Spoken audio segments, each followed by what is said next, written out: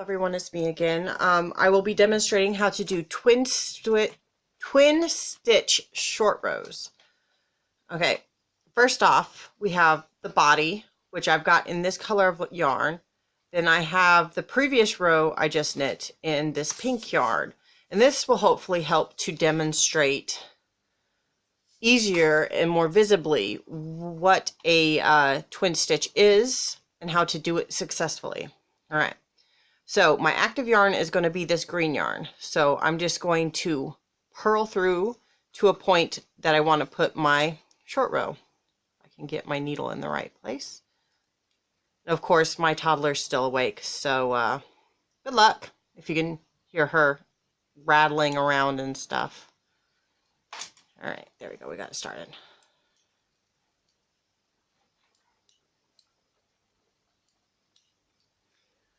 So in your pattern, it'll tell you to knit so many stitches or purl so many stitches. And then it will tell you to DWP or TWS or TSP or TSK. There's different ways that they use to abbreviate it, and they all mean the same thing.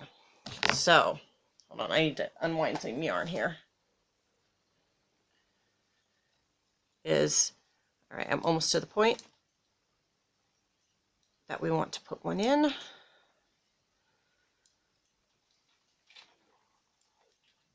right.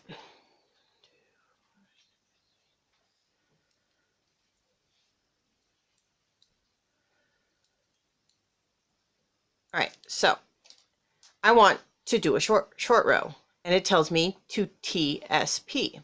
So what I'm going to do is, see, this is the previous round that was just knit, and right below that is the stitch that you want to pick up. Now, orientation of this stitch is very important. Let me get to where you can see me, sorry. Orientation of the stitch on the needle is very important. Otherwise, your stitch will be twisted. When it comes to a TSP or a twin stitch purl, you want to put it in like that so that both stitches are orientated in the same direction. You then purl that one as normal and then slip it back to the other needle. All right? And then you turn your work, and then you knit to the next portion. Now, the sweater's worked in around, so it won't look as goofy as this, but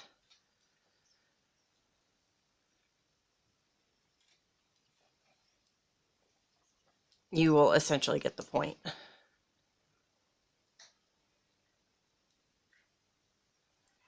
right, so I knit to the point where I want to put my twin stitch. Now you can see that was the row previous knit. This is the stitch right below that I want to pick up. I don't want to pick up the bar.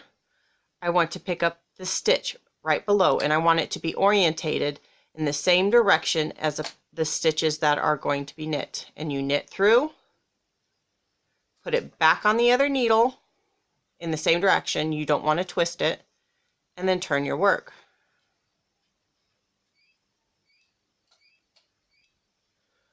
And then what's going to happen is you will get to a point where it tells you to knit all the way through or all the way around. And this is what causes the short row. It lengthens a part of your fabric without lengthening the entire thing, so it creates shaping like around the neck or the bust or so forth.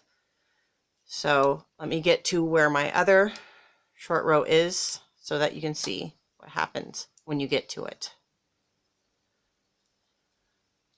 All right, so there's the first short row I made on the purl side.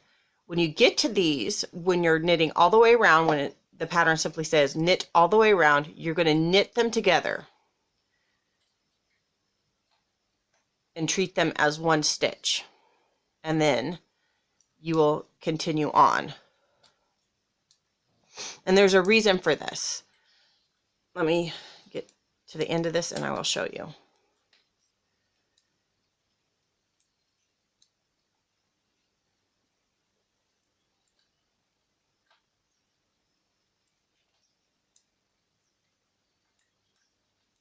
All right, so at the end of my round, I'm going to turn it, and you're going to look right below here. You can see it looks a little wonky. You can see holes. Those are short rows without picking up or wrapping or any of the special stitching that is done to close the holes. For the one that we just did, if I knit back around to this side, which I will do here in a moment, you'll see there it will be no hole. It'll be closed, and it looks neat, and in your finished project, it looks like it was just sewn together.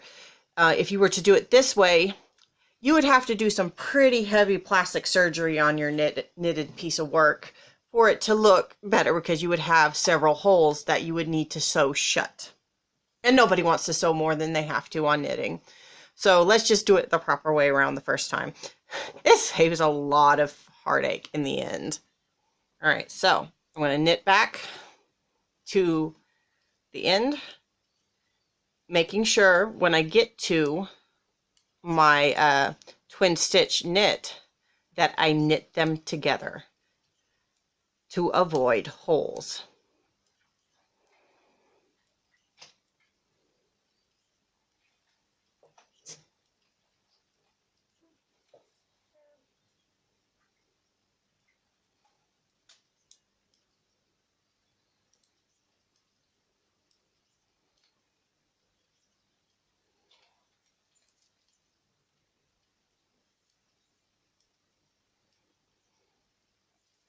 All right, so you can see on this one, it's a little harder to see because it doesn't have the color change as obvious, but they're both there, both through the same stitch. You just pick them up, knit them together, and continue on.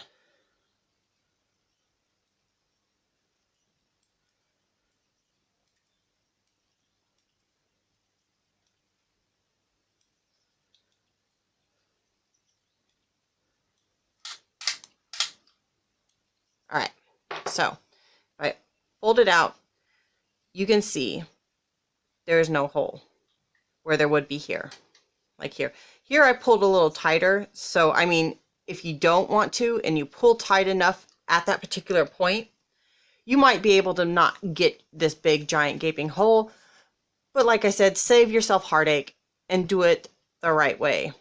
Now, I understand when you're not using multicolored yarn, it can be really hard to see where your twin stitches are. And so for those of you who are having problems keeping track of the twin stitches that you're knitting together, I would suggest putting a progress keeper or one of these little safety pin stitch markers through both stitches that you need to knit together.